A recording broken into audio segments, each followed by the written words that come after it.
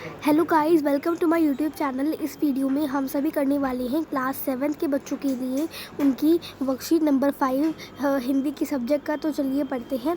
तो इस वर्कशीट में हम आज अपना नया चैप्टर स्टार्ट करने वाले हैं, विषय हिंदी, दादी माँ। ठीक है, तो आज से हम दादी माँ वाला चैप्टर शुरू करने वाले हैं। तो पहले आप सभी अपने ऊपर की जितनी भी डिटेल्स आपको दी है उसको लिखेंगे, उसके बाद ही इस वर्कशीट को स्टार्ट करेंगे।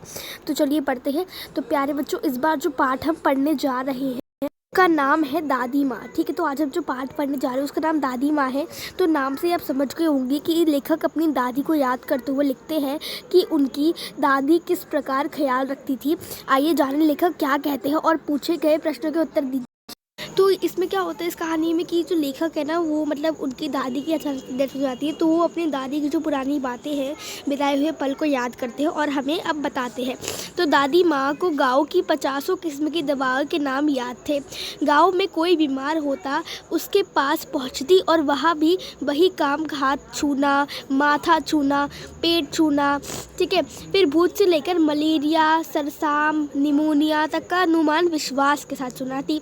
तो महामारी के दिनों में रोज़ सवेरे उठती नानी और स्नान के बाद लवंग और गुड़ मिश्रित जलधार, गुगुल और धूप करती और सफाई तो कोई उनसे करना सीख ले। दवाई में देर होती, मिश्री या शहद खत्म हो जाता तो चादर गिलाफ नहीं बदल जाते तो वो जैसे पागल हो जाते, क्योंकि जो है ये सब क्या है दवाई के लिए बहुत ज़्यादा अच्छा होता है ना, शहद भी दवाई के लिए यूज़ किया जाता है इसीलिए। तो ऐसे पागल हो जाती। तो बुखार तो मुझे अभी भी आता है। तो लेखक कहते कि उनको बुखार तो अभी भी आता है, पहले की तरह से उनको बचपन में आता रहता है।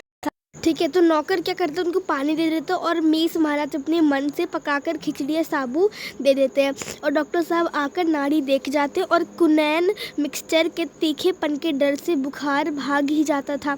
पर ना जाने ऐसा क्यों बुखार को बुलाने का भी जी नहीं होता। तो अब हमें क्या बोला है कि हमें बता रखा है, अब हमें कुछ प्रश्नों के उत्तर देने हैं। तो गांव में कोई बीमार होता तो उसके पास पहुंचकर दादी माँ क्या करती। तो हमने पढ़ा था कि गांव में कोई बीमार होता तो उसके पास दादी माँ करती कि मतलब उसका हाथ छूना, माथा छूना, पेट छूना, फिर भूत से लेकर मलेरिया, सरनाम, निमोनिया तक का अनुमान विश्वास के साथ सुनाती। ठीक है, तो ये करना था। तो अपना आंसर में लिखेंगे।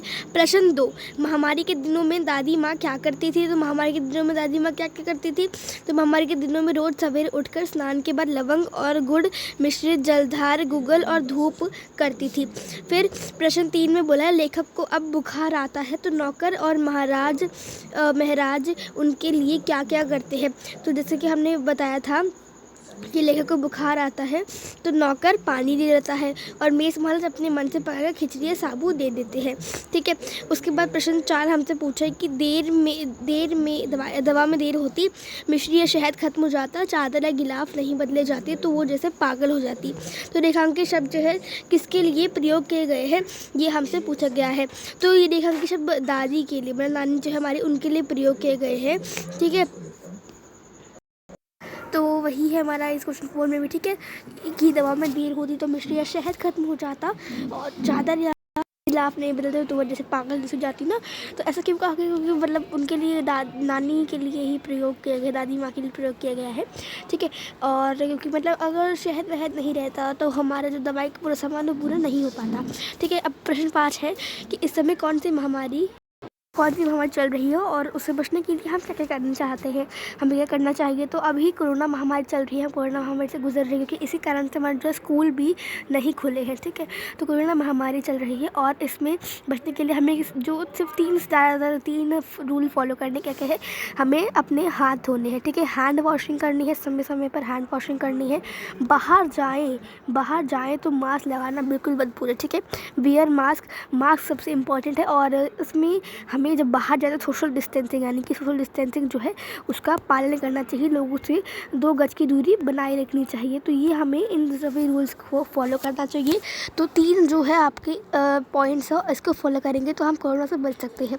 ठीक है, तो ये हमारी वर्कशीट खत्म हो जाती है। होपफुली वीडियो पसंद आएगी, लाइक करिए, शेयर करिए, चैनल को सब्सक्राइब करिए, बेल आइकन में दबाना ना भूलें। मिलते हैं अगली वीडियो में, तब तक के लिए bye bye, see you next time, stay home, stay safe, thanks for watching, have a nice day.